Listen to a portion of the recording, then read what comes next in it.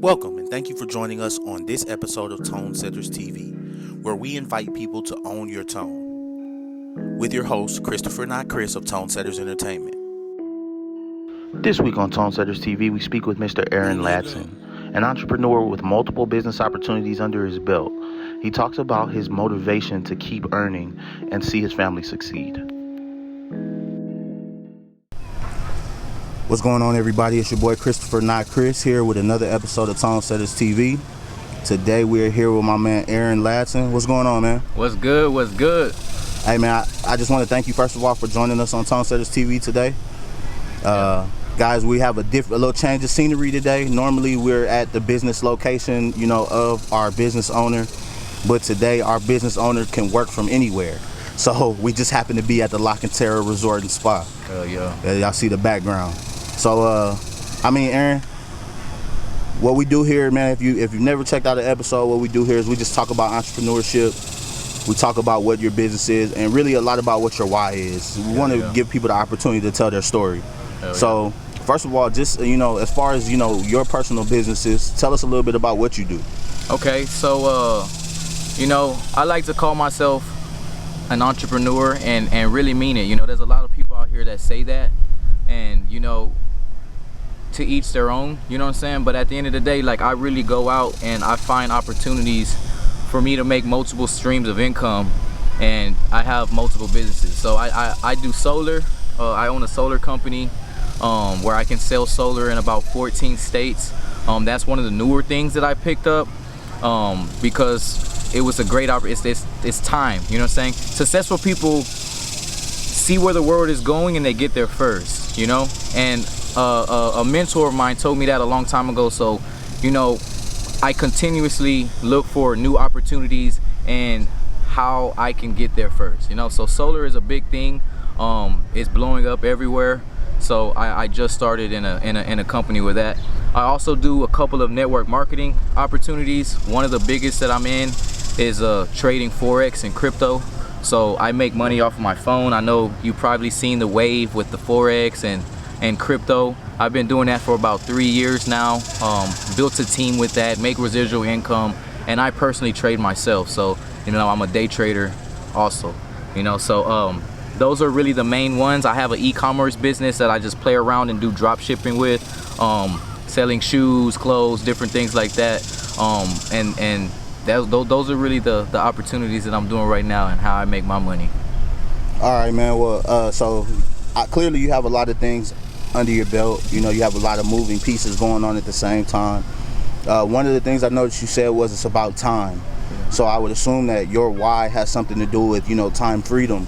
But if you could just share a little bit with us about, what got you into this lane of, wanting to be an entrepreneur and wanting to be, in all these different businesses, network marketing and different things like that.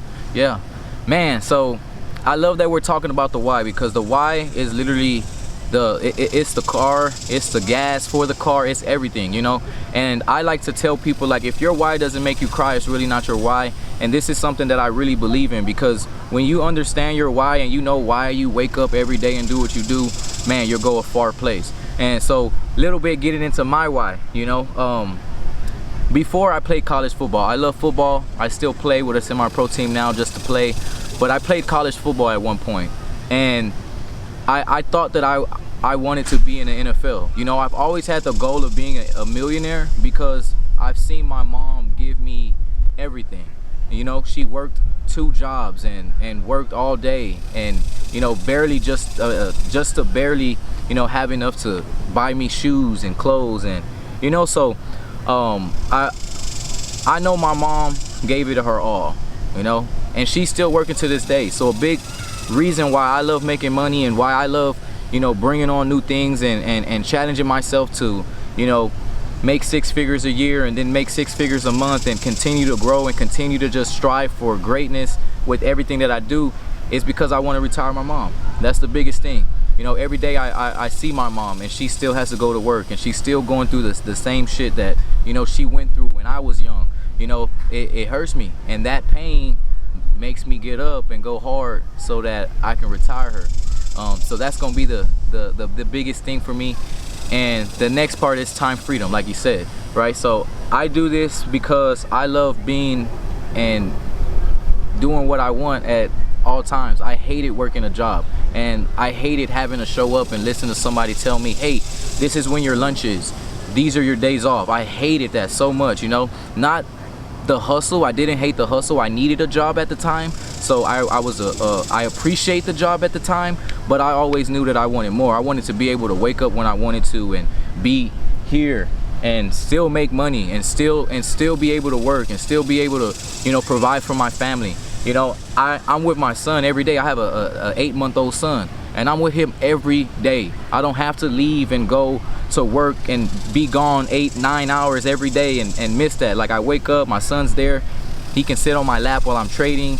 You know, he's here in the pool right now, and I'm networking, connecting with people. I'm still working, you know what I'm saying? But I have the time to do what I want when I want to do it and still work. So that's another why. And that's really it, man. It's the time freedom and to retire my mom.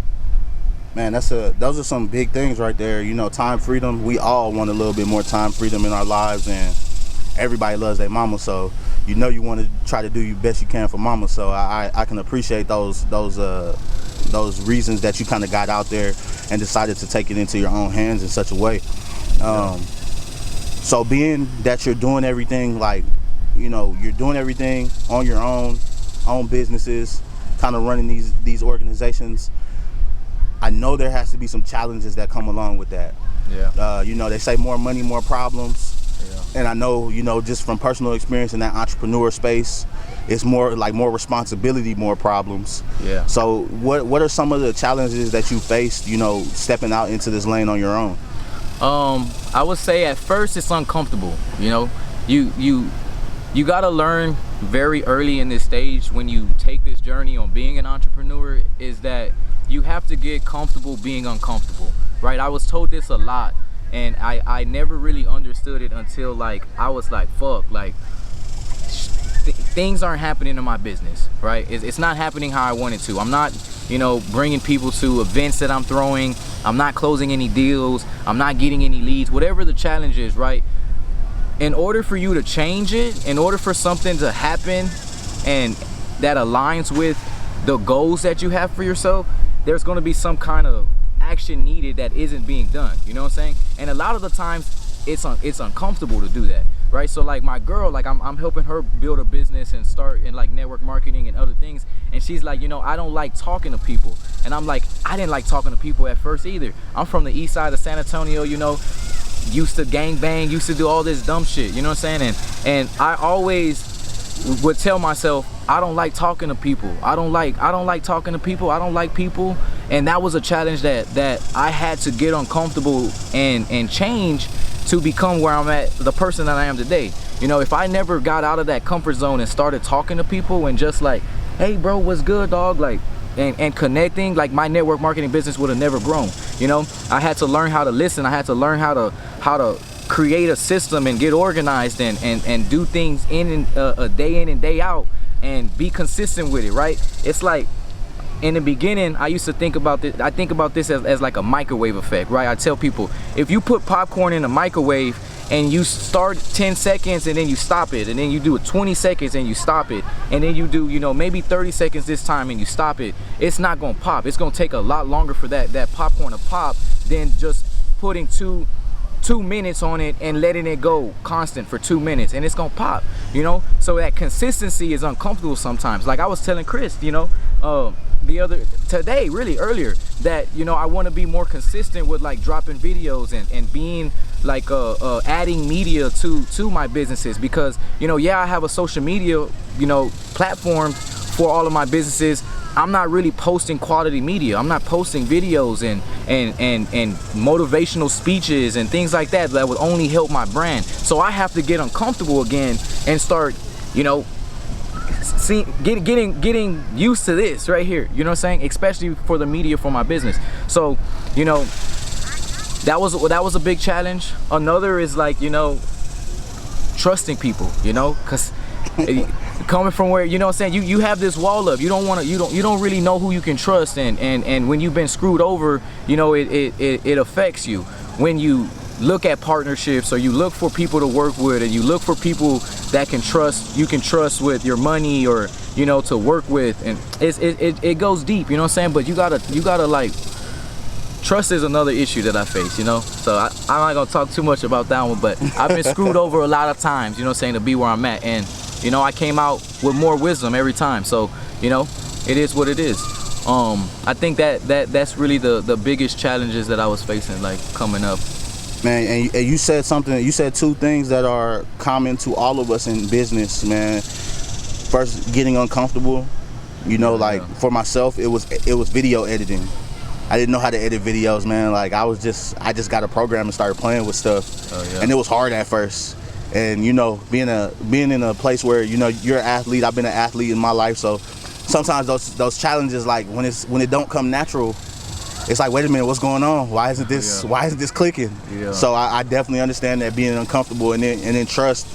Those are two big issues that we all face in any type of business. So I appreciate you bringing those two things up. Oh yeah, no problem.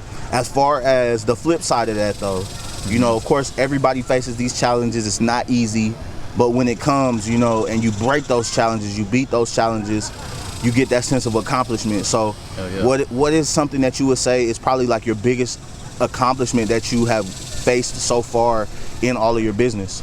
I would think the biggest accomplishment I felt was doing everything that I've done while being on probation, and while having this image of me of a criminal. I had an ankle monitor on at one point, you know what I'm saying, and being able to still create business relationships and still throw events and still, you know what I'm saying, have this image of, I'm a businessman, I'm a black businessman, that I handle my shit, and not, hey, just like all black men, young, like that look like me, you're a criminal, you know what I'm saying? So I had this image that I was fighting against the whole time, even though I knew that, I'm not doing the same shit that I was doing when I was younger. It's still, it walked around with me. It's a fat ass ankle monitor. It walked around with me, you know what I'm saying? So people will prejudge, and I feel like, I still was able to get my businesses to multiple six figures, and still create, the income and the teams that I've created, and really just excelled at building my businesses while I was going through all that. So I think that's a big accomplishment. I signed for 5 years. Really, I said I traded for 3 years, right? 2 of those years I'm on probation, and I'm getting off a 5-year term early because I paid everything, right? And making more money has helped me dealing with that shit, because like my bonds are $30,000, $50,000 bonds, and have to buy lawyers and in and out of fucking jail, and but I had money, so it helped me, because I would have been sitting in fucking jail instead of having an ankle monitor on, and I had that for like 10 months, you know what I'm saying? So I was able to still work and still create my business and not sit in fucking jail waiting on a fucking court date because COVID, you know what I'm saying? So, I think that was really my biggest accomplishment, is getting to where I'm at right now while the white man was trying to hold me down. And I don't want to say the white man, like, and get into that shit, but like, you know what it is. I'm a black man, and yeah, I made it happen. Hey, yeah, you definitely made it happen, man. And that I will also add to that, man. That's one of the big things that inspired me when I first met you. We met through social media, but I was like, man, this dude got a whole ankle monitor on, and he's hustling. Like it's a lot of people out here, myself included, that sometimes we be lazy and we don't really have anything like that holding us back. And man's got an ankle monitor on, but he's still hustling, he's still grinding, he's still making it happen. So I definitely respect that, and I can definitely see why that is a part of, one of your biggest accomplishments. Because a lot of people would use that as an excuse to say they can't, or a reason to say, oh, well, I can't make these events because I can't go nowhere, or I can't do this and that because, hey, I'm tied down to this ankle monitor. But you didn't use that as an excuse. You just used it as added fuel to get to where you needed to go. Yeah. So it definitely respected, man. I mean, for the most part, I appreciate you, coming on the show today. That's pretty much everything we want to know. That's how we do it here at Tone Setters TV. And for the last question that we always ask everybody, man, if you could just drop one book. I know you're a reader. Readers are leaders. So if you can just drop one book that you think is going to bring a positive impact to some of our viewers. Yeah, I think the book that I would recommend, and it's always going to be this answer, is Think and Grow Rich. But you got to get the gold version of it, where it's a black leather book. It's on Amazon, I think like $30, but it's like the original text, right? You need to get Think and Grow Rich, the original text, and really study that. You know, Bob Proctor, one of the most influential motivational speakers out there right now, especially in business, you know, he said he has read that book for 40 years and he still reads it, and everything that he teaches, it has something to do with that book, right? So Think and Grow Rich, reread it, always read it, you know, and watch what happens, because everything, it all starts in the mind. You know, it starts in our mind, and if you're not thinking rich, you can never grow rich, right? And I think that the biggest thing that a lot of business owners, you know, face while they're trying to grow is mindset wise. You know, like if your mindset never grows, your bank account will never grow. So grow your mindset and watch what happens. It's everything. So I appreciate y'all for having me, man. Till next time. Shit. Hey man, till next time. Tone Setters, I appreciate y'all for joining us for this episode. Aaron, I appreciate you, you know, sharing those jewels. Think and Grow Rich. I'm sure we've heard it before on the show, because that's definitely a gem. Like you said, read it over and over again. That put something in my mind. I'm gonna have to go read it again. Hell yeah. Because that's definitely a book that's in my library. So if you could just tell people where to find you on social media. Yeah, so Instagram, it's Aaron Ladson. It's just the name, AARON LADSON. Same thing on Facebook.